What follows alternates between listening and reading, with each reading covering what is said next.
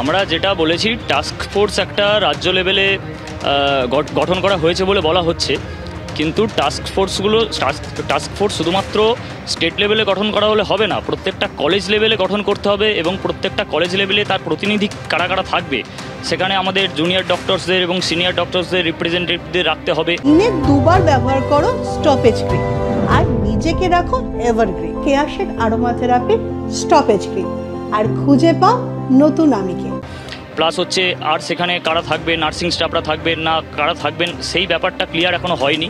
সেটা কিভাবে কবে গঠন করা হবে আমরা খুবই দ্রুত সমাধান চাইছি, কারণ অতীতে আমরা অনেকবার দেখেছি বিভিন্ন প্রতিশ্রুতি কখন কার্যকর হয় তার কোনো ঠিক থাকে না, পরে অন্য কিছু এসে সেই ব্যাপারটা চাপা পড়ে যায়। তো আমরা সেটা চাইছি না, আমরা চাইছি দ্রুত টাস্ক ফোর্স শুধুমাত্র রাজ্য স্টেট লেভেলে নয় কলেজ লেভেলে অতি দ্রুততার সাথে গঠিত হোক এবং সেটা কবে থেকে কার্যকর করা হবে সেটা বলা হোক। এবং প্রত্যেকটা কলেজে যে থ্রেটের রাজনীতি চলছে এটা বহু বছর ধরে চলে আসছে। আমরা প্রথম থেকেই বলেছি আমরা এই ঘটনাকে কোনো বিচ্ছিন্ন ঘটনা হিসেবে দেখছি না, আমরা গত 3-4 বছর ধরে চলে আসা যে ভয়ের রাজনীতি, থ্রেট কালচার, তারই একটা নির্মম পরিণতি হিসেবে এই ঘটনাটাকে দেখছি। এবং তারপরে এই ঘটনাটার পর এই ঘটনার বিভিন্ন তথ্য প্রমাণ যেভাবে চাপা দেওয়ার চেষ্টা করা হচ্ছে, তো সেটা এই আমাদের ধারণাকে আরও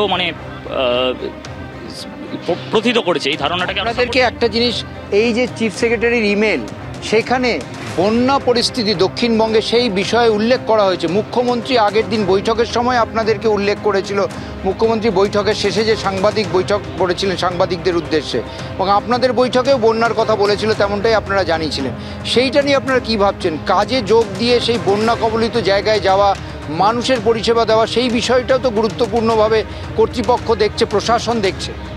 হ্যাঁ, বন্যা পরিস্থিতিটা নিয়ে সত্যি কথাই আমরা প্রত্যেকেই উদ্বিগ্ন এবং যেখানে যেখানে বন্যা হয়েছে সেখানে যেসব মেডিকেল কলেজগুলো আছে সেই মেডিকেল কলেজগুলোতে কিন্তু সিনিয়র ডাক্তাররা এবং তাদের সাথে অনেক সময় জুনিয়র ডাক্তারও হাত মিলিয়ে বিভিন্ন সময় বিভিন্নভাবে কাজে হেল্প করে যাচ্ছে।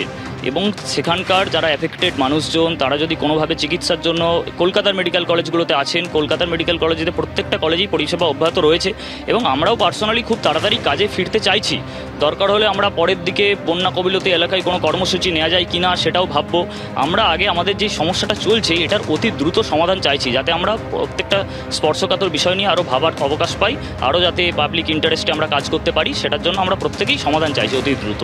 ফের সরকারের সঙ্গে বৈঠক জুনিয়র চিকিৎসকদের।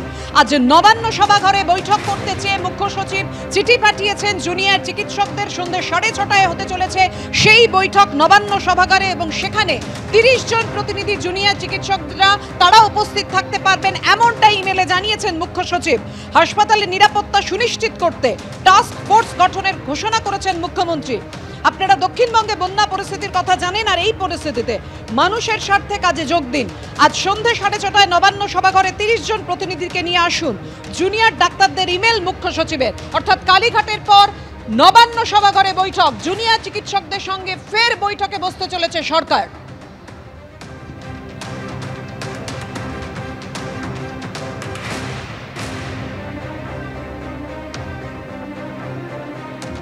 এর আগে বৈঠক চেয়ে মুখ্য সচিবকে ইমেল করেন জুনিয়র ডাক্তাররা, কারণ তারা বারবার 4 ও 5 নম্বর দাবিতে অনড়। যে দাবিগুলোতে তারা পরিষ্কার জানিয়ে দিয়েছেন সুনিশ্চিত করতে হবে নিরাপত্তা ব্যবস্থা, এবং সেই নিরাপত্তা ব্যবস্থায় শুধু বাজেট বা বরাদ্দ বাড়ালেই হবে না, সেখানে প্রকল্পটা বাস্তবায়ন করতে হবে, সেটা জরুরি।